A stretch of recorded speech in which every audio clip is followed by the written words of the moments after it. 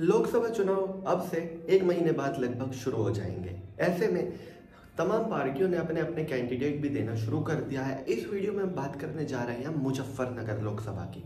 ये एक ऐसी लोकसभा है जो पश्चिमी उत्तर प्रदेश की हॉट सीट बनी रहती है। 2013 के बाद से लगातार इस सीट की बातें होती रहती हैं।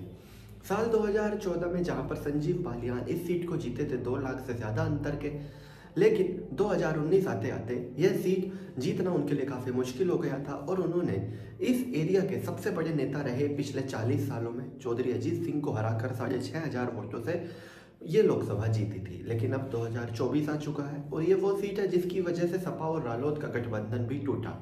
वैसे तो यहाँ पर बसपा भी लड़ रही है। ऐसी उम्मीद है कि AIMIM भी यहाँ पे अपना कैंडिडेट देगी क्योंकि इस सीट पर 39% मुस्लिम वोट है। लेकिन जो मुख्य मुकाबला रहना है वो सपा के हरेंद्र मलिक और भाजपा के संजीव बालियान के साथ में रहना है। जहां भाजपा रालोद का गठबंधन होने के बाद संजीव बालियान की एक चीज़ तो काफ़ी ज़्यादा सॉर्टेड है कि जाट वोट लगभग 80% उनके ही पाले में आना है, क्योंकि सपा के अभी जाट कैंडिडेट है तो जाट वोटों में टूटना हो ऐसा हो ही नहीं सकता।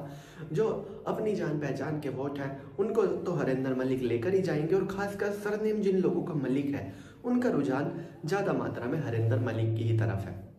लेकिन कितना भी हो जाए, ज़्यादा से ज़्यादा अगर बहुत अच्छा भी चुनाव लड़ा हरेंद्र मलिक ने, वो 30% से ज़्यादा जाट वोट नहीं लेकर जा सकते। 2019 में जब चौधरी अजीत सिंह यहाँ से लड़ रहे थे उस वक्त भी संजीव बालियान ने इतना अच्छा चुनाव लड़ा था कि जाट वोट 50% तक संजीव बालियान के पास रहे और इतने बड़े नेता चौधरी अजीत सिंह 50% जाट वोट ही ले जा सके थे। लेकिन यहाँ पर एक बात और देखने वाली बात होगी, इस सीट पर लगभग 39% मुस्लिम है, लगभग 15% SC वोटर्स है और लगभग 18% जाट वोटर्स हैं। इसके अलावा जो डिसाइडिंग फैक्टर्स होंगे इन सब के बाद वो होंगे ठाकुर और गुज्जर, जो कि 10-10% यहाँ पर मौजूद है। देखने वाली बात होगी पासा किसकी तरफ बैठता है, लेकिन आज की तारीख में हरेंद्र मलिक कहीं से कहीं तक चुनाव में ढील नहीं रख रहे हैं अपनी तरफ से।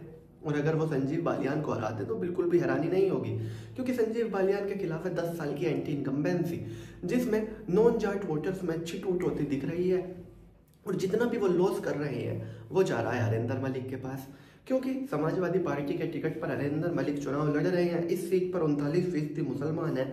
वैसे भी हरेंद्र मलिक की अगर AIMIM भी कुछ वोट ले जाती है या फिर बसपा भी कुछ मुस्लिम वोट ले जाती है, फिर भी ऐसा मानकर चलिए कि 35% से ही उनकी गिनती शुरू होनी है।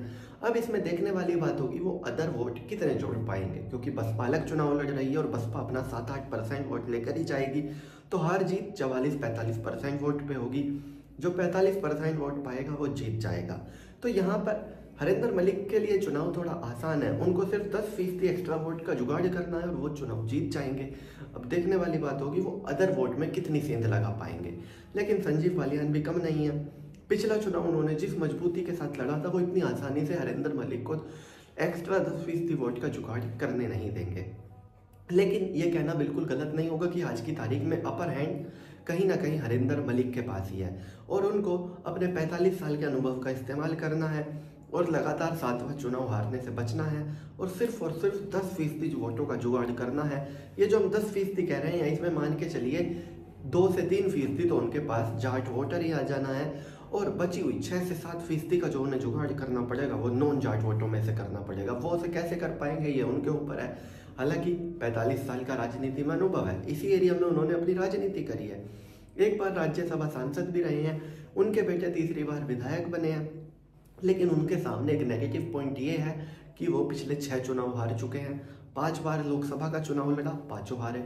वहीं संजीव बालियान अभी तक अजय हैं। जिस इंसान ने अपना पिछला चुनाव वेस्ट यूपी में चौधरी अजीत सिंह को हरा दिया हो, वो भी महागठबंधन में जिसमें सपा बसपा साथ थे, जाहिर सी बात है कुछ तो बात होगी उस शख्स में, उस शख्स को चुनाव लड़ना तो आता ही होगा। और यही कारण है कि हरेंद्र मलिक जिनकी गिनती 35% से शुरू होनी है, इसके बावजूद उनके लिए चुनाव आसान नहीं है। लेकिन अगर वो संजीव बालियान की तरह ये चुनाव लड़ गए तो वो चुनाव जीत जाएंगे। तो चलिए दोस्तों, मैं राहुल दहिया फिलहाल इस वीडियो के लिए इतना ही। आगे भी इसी तरह की वीडियोस के लिए बने रहिए मेरे साथ। धन्यवाद।